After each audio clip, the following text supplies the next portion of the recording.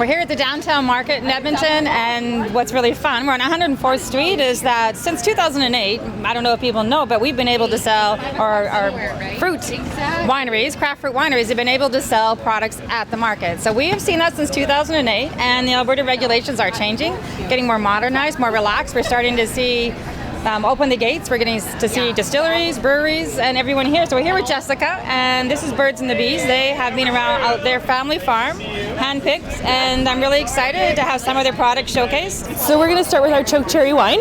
It is a drier wine. It's the driest one we have. Hand-picked cherries. We distill and bottle everything right at the winery. So we'll start with that one. Quite dry, a little bit tardy, yeah, but it's good. It's also good for marinating. Any kind of red meat, it's really good to pair with.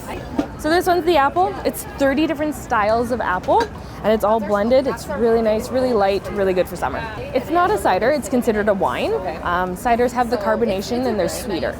Nice and light, and then the rhubarb's even lighter. So Strathcona is our neighbor. We're a local business, my daughter and I, and you're just down the road. And I just want to come to the market and watch someone taste. I start with the vodka. That's the base that we use for all of our spirits going through. So this is made with a base of 100% hard red Fife wheat that we get from just about 30 clicks south of the city.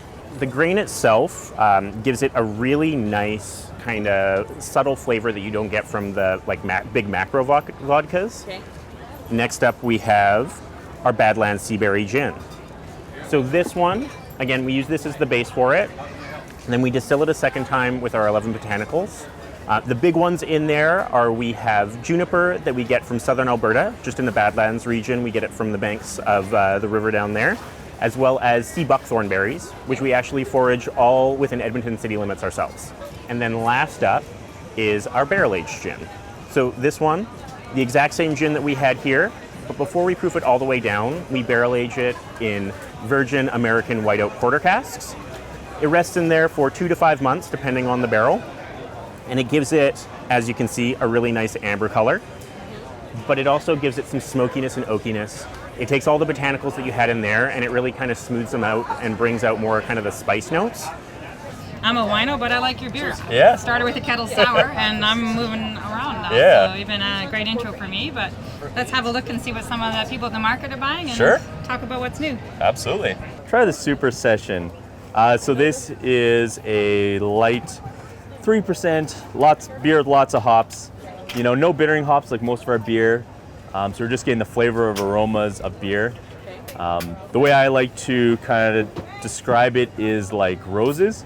So if you were to put rose petals in a pot of water and boil them for an hour and a half, they would turn bitter. Okay. If you put roses in a bowl of water and let it sit overnight, well, you just made rose water and it smells and tastes like roses. Same with hops. Hops are a flower. So if you put the hops in early in the process and you boil them for an hour and a half, that's where you get the bitterness. If you put them in late in the process, what we call dry hopping, that's where you're getting the flavors and aromas, like, you know, the fruit, some grapefruit going on. That's all from the hops.